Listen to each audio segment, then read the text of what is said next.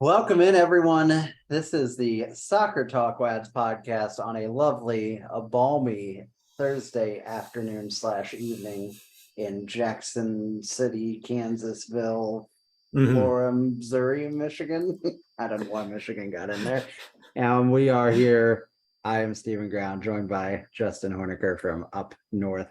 Justin, how you doing tonight? Oh yeah, the great North State of Missouri. It's going well. It's actually a beautiful day here in my abode in downtown KC. I'm sure Ian's having the same weather in the That's Matrix right. in St. Louis, but he's not here. Yes. And Ian, of course, is not able to be here because he is currently scrapbooking his trip around the state parks of Iowa. So he will be back next week, I hope. And speaking of teams that I hope will be back next week, let's talk about St. Louis City SC. Not a great performance against Portland. And this is a team we beat, obviously, earlier in the season. And we didn't beat on Saturday's matchup during Saturday. I can't speak anymore. My brain's mush. You got it though. You got the Cliff Notes, the Coles Notes, as they say. Yeah. Oh God. Portland is close to Canada too. They probably would. They probably would. So yeah, we got beat 2-1. Disappointing outcome. Not an unjustified outcome, I would say. I think what's really disappointing is the immediate surrender of the second goal. But Justin, you're the reporter, you're the officiant of this podcast. Tell us about this game. The credential reporter of this podcast. That's right. Yeah, I mean, obviously it's disappointing. I wrote in my piece, like, these are the games where it becomes obvious that you only have two DPs on the roster, and when one of them is hurt and is like, I don't want to say that Klaus is like dependent on this offense succeeding, but I think with the loss of Klaus and Adeniran on loan to San Antonio, like that's clearly they designed the offense to run through a guy who can hold up play for like Joaquini or whoever the second forward is to run off of. And without Klaus, you don't have that kind of like extended play in that way. And it definitely impacted this game. So to kind of run through it, Portland did a great job setting up in a way that like limited St. Louis's progression through the middle of the pitch. So if you look at the passing network, it's pretty obvious that, you know, they were trying to go to Ludvin to go out wide and attack that way. But when they got the ball out wide, they were unable to bring that ball back into the middle of the pitch. And a lot of that is because you don't have that Klaus-like target man. Not to say that Joaquini isn't good in the air as well, but like it's clear that that's just not, he's more of a, like his strength is with the ball at his feet than, you know, in that way, I guess. The first half was pretty good though. Portland only had 0.1 XG, but City couldn't really find a way through, and they did a good job limiting Portland, but also limited their own chances. And then I think in the second half, they tried to open it up a little bit, and that's where Portland were able to find way too much space. They have a handball after a period of sustained possession. And this is one that I think was controversial at the time, but I don't know. From my point of view, up in the nosebleeds, it seemed like a handball, and I think like any incidental handballedness, if that's how you want to say it, I don't know. I thought that was pretty clear handball, and then Evander is able to just slat home the penalty pretty easily. Steven, do you remember this play at all? Like, what were your thoughts on it? I remember being depressed. Yeah. Our defense is pretty stout, but when they break down hard, I feel like. It's very chaotic in the moment. It just didn't look good, and it was ugly, and I didn't like it. I think that's good. That's a good way to put it. Because it really was just like a total team breakdown, and like I guess Nelson falling onto the ball comes out of the chaos of having to like throw his body on the ground to try to get in between the ball. And that just comes from how completely disorganized they were because of the Portland attack. So some changes come right after that. Thomas Ostrak would come on for Miggy Perez. Miggy Perez, we can highlight him for a moment. This was some positive stuff. I like the way that Miggy played, and I think him coming out actually did stabilize that defensive structure a little bit, although I liked what Ostrak did in this game, but Perez, his second straight start. Carnell talked a little bit after the game about him. Let me find that quote here real quick. And I think like it speaks a lot to how they're trying to develop players. And like especially with the patience that they're kind of giving Miggy Perez, because young players will make mistakes and you just like kind of have to accept that with him. Mhm. So He's a very young player. very young player. He's basically There was that picture that went around Twitter of him signing an autograph for just a slightly younger child. It's like you know? some 13-year-old and he looked like barely older than Yeah, Miggy like turned 18 last week, I must say. So he is no longer in the legal sense a minor, but old enough to get drafted. He's like the exact opposite of the how do you do fellow kids meme. Like he's Yeah. literally how do you do fellow kids. How do you do, fellow kids? I am one of you. Okay, so Cardinal said, we know Miggy that Miggy is a young guy and he needs these experiences. Any judgment of Miggy, we know it's going to not be a perfect game. We know it's not going to be a perfect game, but he's combative, he's feisty, and we want him to play freely and not overthink things and worry about mistakes. So I think that's a pretty good mindset, especially when you're dealing with a young kid who will make mistakes. Like you want him to go in there not overthinking. Because I think, and this will be a tangent a bit, but I was in KC at the time when they were, starting to play Gianluca Buzio more minutes. And I think part of like the criticism with his development was that all he did was receive the ball and pass backwards, like directly where it came from. And I think that comes from playing with that kind of timidness of not wanting to make a mistake. So for Miggy, it's good to see them kind of like beating that out of him. Yeah, definitely. I mean, I think he's an exciting young player, and I don't know. I think I was listening to I was Total Soccer Show, of course, a while back, and they were talking about kind of academies and how you just kind of have to decide whether you're going to give young players the runway to, Yeah. kind of fall on their face if that's what's going to happen or not. Hopefully not, but actually give them the room to fail forward, if you will. To coin a phrase, I would say I invented the phrase "fail forward" right here on the spot. Stephen Ground, 2023. Yeah, that's right. So, I think that's something that's going to remain to be seen on, on our front, to see whether we actually make that commitment to the younger players. We've seen it a little with Miggy. We haven't seen it as much maybe with Aziel Jackson or some other players, although we've seen it with, you could say we've seen it with Gioacchini too, but he's not that level of youngster, Yeah, but like a little bit more into the graduated ranks. Yeah, and I think they're going to be patient with players. So like Cardinal talked about that with Caden Glover too, of like coming back from injury, they want him to get City 2 minutes before they even brought him in to practice with the first team, and he's been practicing with the first team now for a while. And I think they want to like breed that familiarity before they throw him into the wolves, so to speak. So like when you do make a mistake, you at least have that familiarity of like, these are my teammates, I'm comfortable around them, they're going to pick me up if I do make those mistakes. And like 10 games into your franchise, it's hard to like say that they're doing it right or wrong, but like it feels like to me, seeing the building blocks being there, like it feels positive, like they're doing it the right way. Yeah, I think so. And I think it'll continue to be interesting. I was talking to you when those reports broke about AZ getting, looked at by, was it Leverkusen? Yeah. And that's going to be the pain of being an MLS team, especially if we're a youth academy type MLS team. You want these guys to play well so that you can sell them Yeah. for $20 million. Yeah. And But you just have to recognize that that's going to be for the benefit of the whole team. And instead of young players, then you can go out and sign guys like Bobby Chompers. So, exactly. It's the circle of life. Circle of life. Bring in your 29-year-old veteran star attackers by selling your 18-year-old children. Yeah, absolutely. Okay, moving on.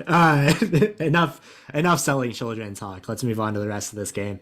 I thought that the adjustments, bringing on Ostrak, the Celio and Jackson subs, having them play up top like they did in the Open Cup game, I thought looked really good. And you kind of see the momentum go in St. Louis's favor again after these subs.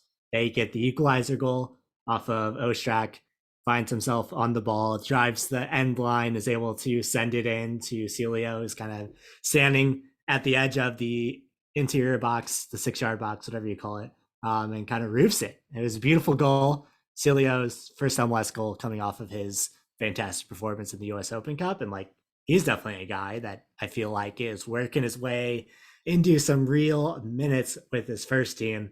However, disappointment, Steven, would come right after that as Portland would just basically charge back down the pitch. Like, it definitely felt like they turned off after that goal, and Portland were just able to come right back at them and score. Edward Levin said things to that effect after the match, saying, I just don't get it. We score a goal and then we just turn off. Portland played a dirty game. They time wasted. They took advantage of us chasing the game. That's on us. We let them into the game in that way. So that's what Edouard Lewin would frustratingly say after the match. Yeah, I think that's the first half. The first half of that is definitely the part that concerns me more than, I mean, Portland's going to play the way they're going to play, and I think the turning off after goals is a good way to get yourself turn ties into losses and wins into ties. So definitely something I want them to be mindful of and stop doing, preferably. Yeah. It's something that becomes concerning if it happens more than once. Yeah. If they talk about intensity all week and then happens again next weekend, or like in a couple weeks, I'm going to be a little bit worried that it's just like who some of these young players are. But I think that's something we have to remember too, is that like a lot of the depth on this team is very young, and those guys that you brought in to be like the veteran voices, like Joachim Nilsson was supposed to be like the veteran voice in that defense next to Tim Parker, and he's been hurt this whole time. Like Klaus being out, I think you miss some of those voices when you start running into the depth of this team. That's true. Yeah. I mean, it hurts to be shorthanded and on our side too. And obviously Klaus makes a big impact. So it's an excuse. I'm going to use it as an excuse though. That's fine. That's fine. I'm into that. Yeah. Just to tie it all up, of course, Portland end up winning 2-1. You can talk all you want about the lack of stoppage time. Who's to even say if they end up marching forward there? I think you can be at least a little bit happy that like Cilio, Oshak, Azil Jackson had a good week, and I think you at least are starting to see what you have in them and starting to have a little more like comfortability in using them. Reinforcements will arrive, but until then, bit tough. What are your thoughts on the loss, Steven, overall in general? Yeah, I mean, disappointing. I would have preferred to not lose. Yeah, I think that's safe to say. I would have liked to win ideally, but also to not lose would be good. And I guess that, coupled with the last I almost said Premier League. This is not what that is. Coupled with the last league game, just a little bit worrisome, but they are without their top scorer and, most dangerous forward. And they are playing their first intense stretch of games. So hopefully that, kind of levels out and they figure it out. It's going to be interesting to watch them. And I know we'll talk about this, but play 3 heated contests. Get it with the FC Dallas and Chicago Fire. Yeah. Did you see what I did there? The temperature is rising. Yeah, that's right. Cities are going to burn down, or we're going to name teams after it. That's right. But so I think that'll be very interesting to see how they do in those matchups, because FC Dallas is a very good team. Chicago, I think Dallas will be interesting. Yeah, the Fire have been like sneaky good, but like I don't know if you put them under pressure. Like I don't have a lot of faith in that team, I guess. Yeah. Dallas, I think, is interesting because they're good in ways that like City aren't good at, and City are good in ways that Dallas is. I don't think it's as much of a like clash of styles as say like the Minnesota games are and will be, but I think Dallas have a lot of success like when they have a lot of space and a lot of space to move. Like you think you see that with Jesus Ferreira. He has a lot of speed. He's very good on the ball, but I think sometimes when he has to like create his own space, like you see that with the national team, if he's asked to like be the sole contributor, create his own chances, I don't think he's as good at that. So Carnell talked about like not giving them the space to operate in. And I think that's probably what has to happen for them to be successful. They just have to be able to put that line of engagement back up again. I guess that's something I didn't touch on here that I touched on in my article this week is like if you look at where the tackles happen for City, a lot of them happen, in our own third or in the midfield, whereas like in the games that they're successful, a lot of those tackles happen in the midfield and in the opposing third. So like they need to increase that line of engagement again. They need to push that bad boy up in a technical sense. I agree with that. I think that's fair. Do you think if I go out there to practice and I say, you guys need to push that bad boy up, do you think they'd respond in that way? I'd like to think so. I like to believe that yes, that's exactly how they'll respond.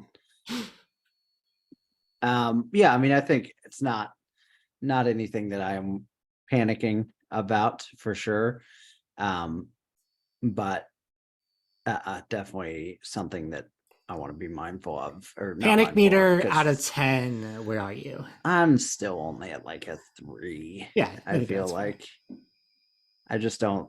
We're injured. If Klaus was there, maybe it'd be a 4. But we're injured right now, and that's fine.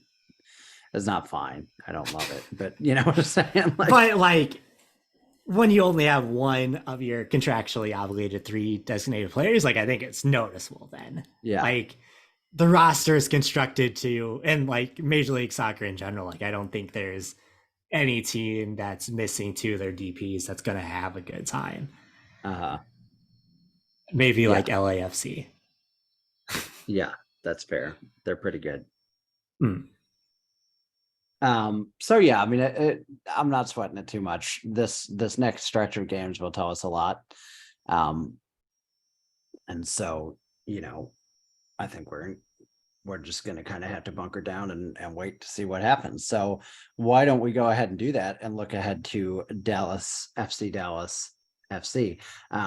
that the Dallas Burn, currently 4th in the Major League Soccer Western Conference. Just a few points behind us, 2 points, I think, right? Was the 2 points? Just 4 had this open. Okay, 4 points. Sorry. LAFC is 1 point behind us with 2 games in hand, so basically ahead of us. But behind us, though, Steven, right. They are behind us.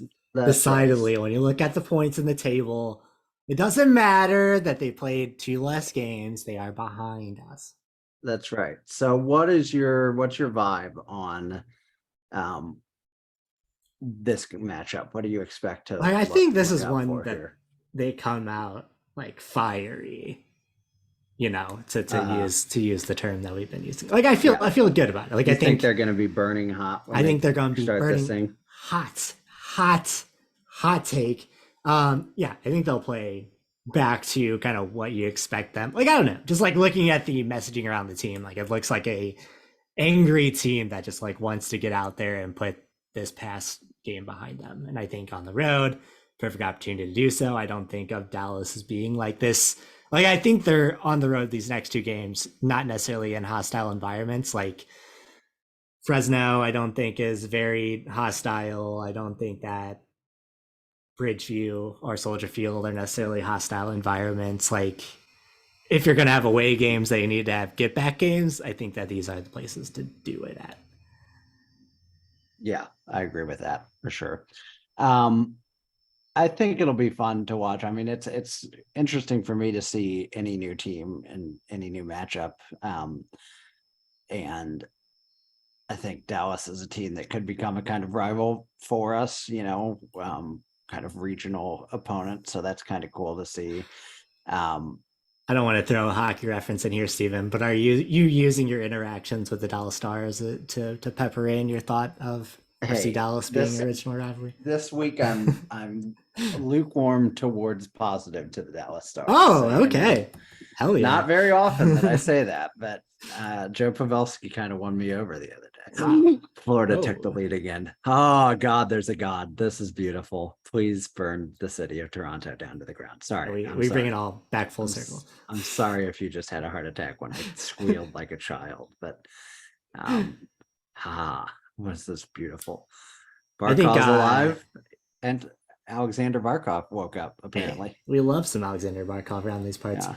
I think you look at like Dallas's goal differential of 1, like they aren't a team that have these cricket score lines and don't allow that many goals, but also like past 3 games have been relatively low scoring as well. So like I think that plays into City's favor, honestly, if they can just keep that intensity up. Yeah. Yeah, I mean definitely. I think, it's on us to prove this, but I think we can win this one for sure. And if they lose, then everyone gets to say their frauds. So, That's everyone right. comes out on top. Somebody's going to be a winner. That's how it works. Right.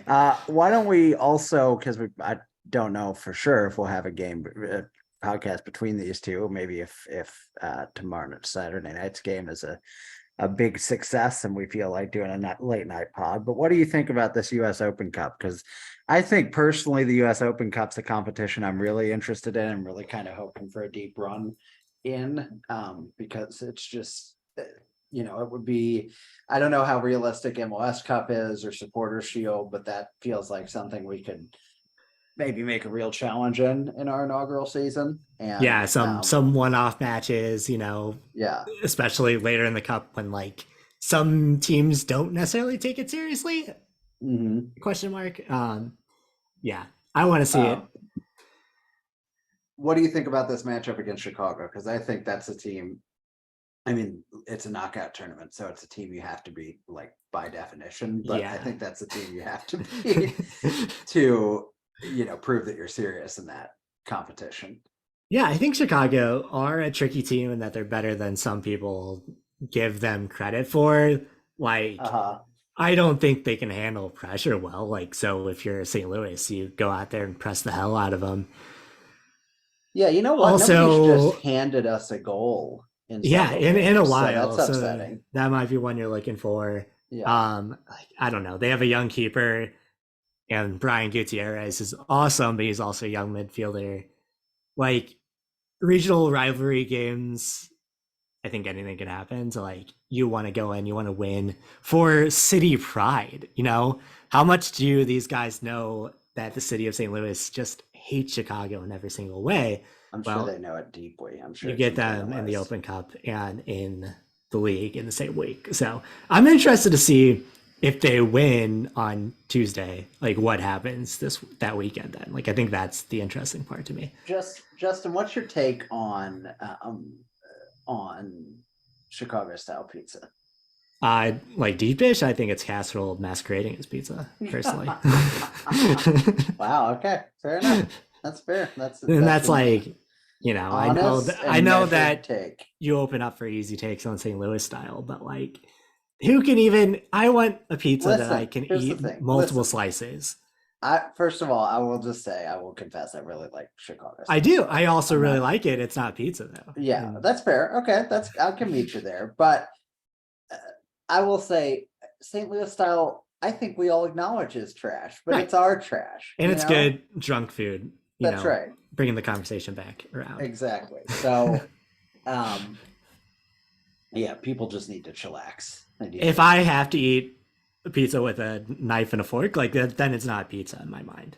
Like, and maybe I Correct. shouldn't be eating Chicago style pizza with a knife and a fork, but No, you where do you shouldn't be. even I don't think there's start? any other effective Where do way. you even Yeah, start there? If that's not the case. Like, it's just definitely. not pizza, and I'm tired. I'm tired of the dialogue. Really, With that said, now I really want to go to Chicago. Chicago. Oh, that next Saturday game, 1 p.m. Huh? Hmm? Interesting. Interesting. Very nice. Steven Our might first have a daytime on the game. a little matinee in Chicago.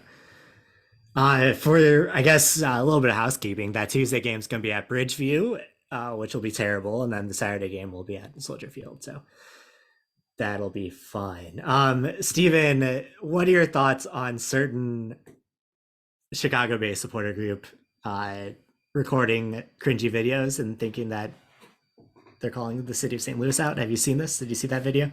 I have not seen that. Okay. It's in the group chat in some way, shape, or form. Let me see if I can find it and give it to you real quick. But real Naperville soccer vibes, you know, whenever I see a certain subgroup of Chicago soccer fans. We can go Yeah. on and on about that, I think. Yeah, I agree for sure. I think I saw I saw a San Diego Padres fan video during Hmm. their run deep Oh, into the it's playoffs never last good. year, It's and never it good. No, haunted me to everyone, death. we need to talk about this now. If there are any city people thinking about doing this, and really this just goes above soccer to all sports, any sort of like fan hype video, it's gonna suck. Do you remember? I'm old enough to remember. Do you remember the Mizzou rap video from back in the day? It was like, oh, maybe late 2000, maybe like 2007, 2008 era. There's Vaguely. like a group of the widest guys you would ever know, the widest kids you know, basically coming out with a rap video about how Mizzou was going to beat KU, and I still have cringe about it to this day. So if you ever get the inkling to do one of these videos, don't do it. That's fair. Um, what would our theme be if we did one of those videos for this podcast? For this podcast, Yeah, it's a trick question. We wouldn't do one of those right? videos. It would absolutely include copyrighted music that can't be seen by the public. That's right. And it Yeah. would be called The Owls Are Not What They Seem. Exactly. Yeah, I mean, it's basically if you have ever seen Twin Peaks before, our video would just be Twin Peaks with our faces CGI'd over the actors. And with any even more ridiculously unnecessary cliffhangers. Yeah, just think season 3 Twin Peaks when the producers and the writers were at odds and they basically designed the show to show that everyone they were at odds. That's what it would be.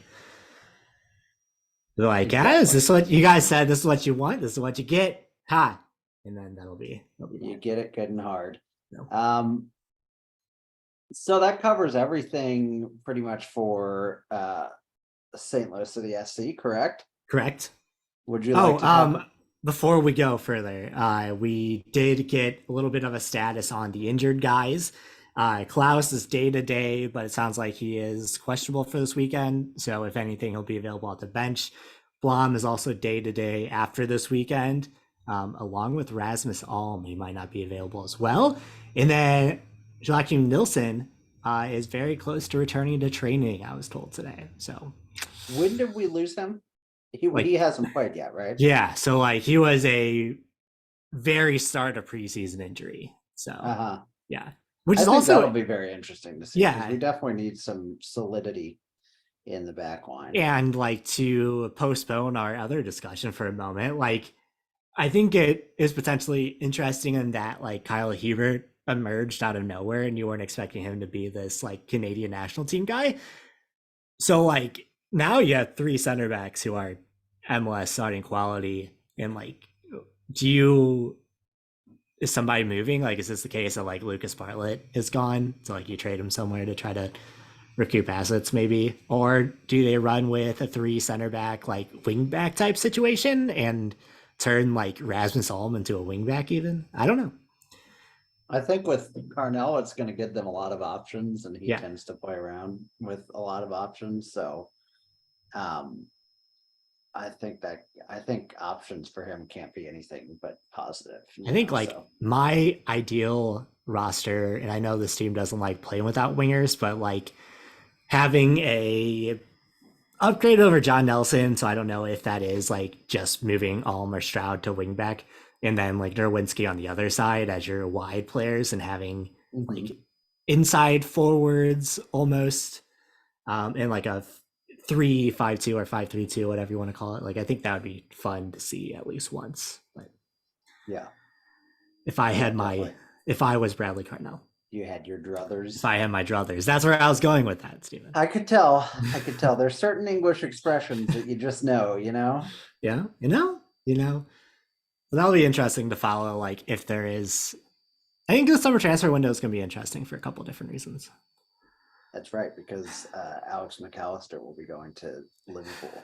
and so will Jude Bellingham. It's just Yeah, a misdirect. It's just a and classic Jude misdirect. Bellingham will turn down Real Madrid for When they get Liverpool. back into the Champions League and they have an influx of money that they didn't expect, they will have the money to sign Jude Bellingham.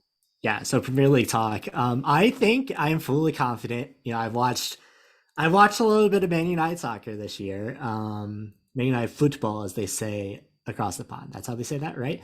I think that I've heard rumors. I think that Liverpool will end up bouncing over Newcastle and Manchester United. Do you really? I'm Maybe not a not believer yet. Newcastle. I think they'll bounce over United Liverpool for sure. is 3 points behind Man United, I think. 4 points. Let me look. Yeah. 59-63. 4 points behind Man United, 6 points behind Newcastle. But Newcastle and Man United each have a game in hand on them, which makes it tough. However, Liverpool's remaining schedule, I just had it up in here. Why do I close tabs that I know I'll need? This is like my biggest pet peeve in life, and I do it all the time. I do it Liverpool's too. remaining schedule is Brentford, Leicester, Aston Villa, and Southampton. They have won their last 5 in a row. I don't think they're losing again. And like if I look at United's schedule, like I think there's a real chance they lose to West Ham because that's like David Moyes' revenge game that he has circled every year. Mm-hmm. I think they beat Wolves, beat Bournemouth. Of course, they'll beat Chelsea because Chelsea won't win another game this season. Yeah. But then they finish against Fulham, and that could potentially be like the deciding game there. Yeah, it's fair. And Liverpool had that wild game against Tottenham last weekend. Just absolute trash and garbage, and we don't need to talk about it. But they won. So, Steven, am I right to say that you turned it off before the comeback? Am I did correct turn it off, yes. in that? I did not only turn it off, but throw my controller across the house like a petulant child. That's what this game that saw Tottenham score 3 and tie it. And I may have directed my vitriol at you and Ian for suggesting that this wasn't an obvious collapse, and I may have said some words that were not very kind, and I may have been completely rejected. What we've learned most from this game isn't as much about Liverpool, but the fact that like Tottenham are about you, but also that Tottenham are never safe when Richarlison takes the shirt off in a post-goal celebration. Right. Because the last time he did it, the goal was called back, and this time they scored on him like 90 seconds after this. 45 seconds. Is an actual goon, man. He just can't like stop himself. That tattoo is gonna live forever. But yeah, he's my favorite like shithousery, like kind of good player. Like between this, throwing the flare back at Everton, like when he did that last year. It's like so many good moments he's had in this league. Yeah, absolutely. I mean, I think Liverpool can get 12 points out of 12. I think the only question is whether Man United is going to be able to, and I think squander 11. They are definitely able to squander a lead. I think that they're capable, absolutely for sure. But I don't know if they will. I just don't know if they will. The other interesting Premier League conversation, Stephen. Manchester City won the league last week, right? Like we're in agreement there. It's done.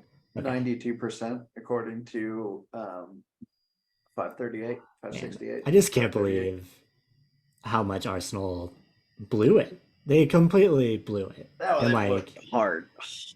And we called it. To be fair, we called it. We did call it. That was coming. Pat ourselves on the back. We did call it. And okay, so like here's the run of play that absolutely ruined it for them. So at the start of April, they beat Leeds, but then they drew at Liverpool, they drew at West Ham, and they drew Southampton at home before that like completely being dismantled by Manchester City. And like that 4-game run is what did them in. Absolutely.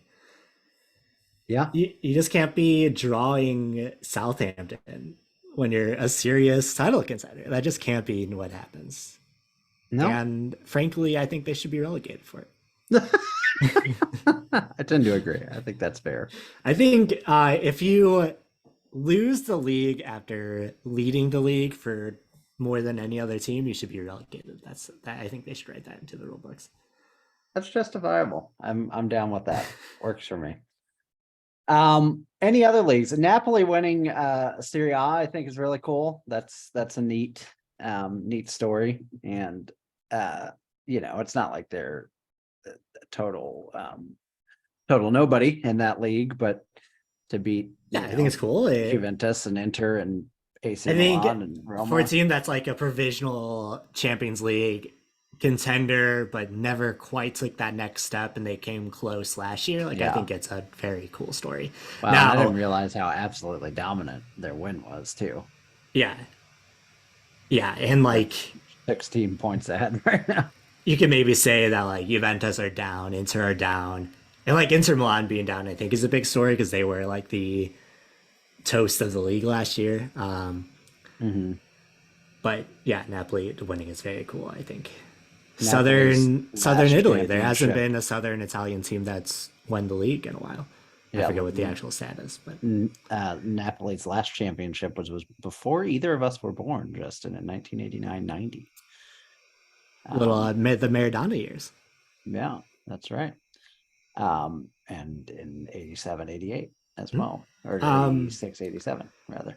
Other exciting European ties, Bundesliga, Steven. You're invested in this now. Your second team, Borussia Dortmund, Yeah, they fucked it. They fucked kinda it kinda away. doing what you're used You to. you tied Bochum, clowns, you absolute clowns. And I can say this because my friend Nicholas, who's a diehard Hmm. Bayern fan would, or excuse me, Dortmund fan would also call them freaking clowns. You There have was to. a shout for a penalty that was blatant and didn't get called. But in my They're opinion, you they're put very yourself in a mad about that. situation to draw with Bochum, you don't have any complaints to have, It's so like I don't understand how we have this conversation. It's like in the greater soccer discourse about how the Bundesliga sucks because Bayern just run away with it every year, but it's less about Bayern running away with it and more about like Dortmund and Union oh, Berlin. Like Dortmund should absolutely be this year's champion. Dortmund should have like 5 titles in the last 15 years, but Yeah, they have one. if you look back at that game when we talked about at the time where they played um Bayern, it's just like if you got any kind of a result there, and then you should have been through. You drew Yeah. 3-3 with Stuttgart, who had a freaking red card, and you drew with Bochum, who are Well, garbage. the Like, Stuttgart game's even worse because they were up 2-0 and had to have a Gio Reyna like last minute goal to yeah, like get a point back after they like completely collapsed in the last 10 minutes. It's a very I don't know. There's no other team that does this on a consistent basis. Like you could call it Bayern. Spursy, but like Tottenham aren't ever in title contention the way that Dortmund are. Like Uh, every year they find a way to Bayern definitely give have it the away. harder remaining schedule, at least insofar as they play RB Leipzig, who are the only good team that either of these teams play. They Yeah. also play Schalke and Köln, who are two of Dortmund's rivals. So it would be hilarious if Dortmund had to, resort to cheering for one To of those like teams. cheering for a Uh, Schalke win. Yeah, Dortmund that'd be has great. Wolfsburg, Mönchengladbach, Augsburg, and Mainz. So, you would say 4 easy wins, but then what did they do to Bochum? So, I think the other thing in the Bundesliga is like these teams lower down the table just absolutely love beating title contenders. Like oh, baby, do they? Yeah, it's a it's a religion crazy to them. league in that aspect. Yeah, 100%. It's going to be fun. There's some fun finishes in Europe that are going to be cool to watch. And even the Premier League, that the top four race is interesting. The relegation race is interesting, and the title race was interesting until it wasn't I anymore. think So like the Premier League to me is very interesting because like they're coming on late, but Chelsea one of my relegation candidates at this point. I think they're moving up in the odds for me. I don't think they're going to win another game this year, and like if every other team underneath them did also suck, they would be in real trouble. yeah, absolutely. It's wild. Like so, they typically say like 39 point or 40 points is the barrier to be safe for relegation. There are what 4 matches left, and like there's still almost half the league that hasn't hit that 40 point mark yet. That's pretty incredible for Premier League season. Yeah, it's a strange year. It's been weird all around for sure. Um, Um, end in Everton being relegated. as God intended. Do you think like you as a Liverpool fan, and I know our friend, good friend of the pod, Garrett, listening would love to hear your thoughts, Stephen, on what do you think the likely is that Everton? I think Southampton for sure are done, but like, what are your other two relegated teams? Um, let me look at the table Yeah, before yeah, I get a good read. I mean, um Sam Allardyce just came in to coach Leeds for the rest of the year, so they'll stay up because Sam Allardyce, as he said in his press conference, is the better than Pep, better than Klopp, the best manager in the Premier League. So I thought that was good. I enjoyed that, and fantastic. I am not one to disagree with Big Sam. So Yeah, there are three teams on 30 points: Leicester, Nottingham, and Leeds, and Everton is on 29 points. Everton strength of schedule mhm. is not, I don't think it's great. Let me see where they're at. Um, Everton's schedule. Also, my computer's about to die, so just fun fact for you. Everton has Man City still, so rough one there. Oof, that's gonna be Um, like a 12-0 game. Everton has Brighton and then Man City. Yeah, I think they're getting relegated. I don't want them to. I genuinely, Garrett, hear me. I don't want that to happen. Who's Liverpool going to beat up on? You know, Yeah, it's just not the same as with Nottingham Liverpool's Forest. only top flight football team next year. That's right. But yeah, that's a tough schedule right now for them. So hopefully they surprise us, but I'm not counting on it. Yeah, well, when Everton takes the final relegation spot and they're joined by Chelsea, that'll be an interesting, never seen a relegation like that. That's right. Well, tomorrow you'll say that you saw it today. So Just like we were right about the title chase, we're going to be right about the relegation spots. oh, I'm guaranteeing it. I am confident. We are prescient with the Premier League. Premier League prescience. That's Yeah, what I say. everything else we sucked, but that's where That's we right. Exactly. We butter know our nothing about biscuits. MLS, but Right. the Premier League is our bread and butter, baby.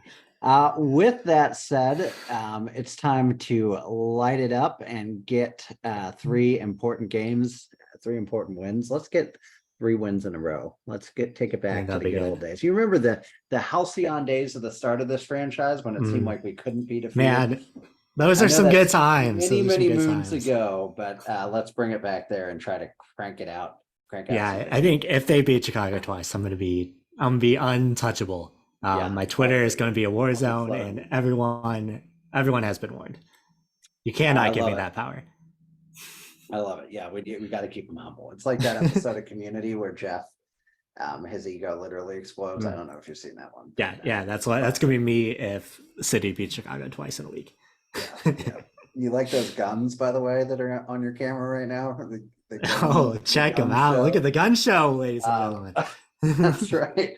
But that will do it for us today. Let's get a win this week and get back on the right foot. Klaus will be back before you know it. Take heart, St. Louis City fans. It'll be a brighter day tomorrow.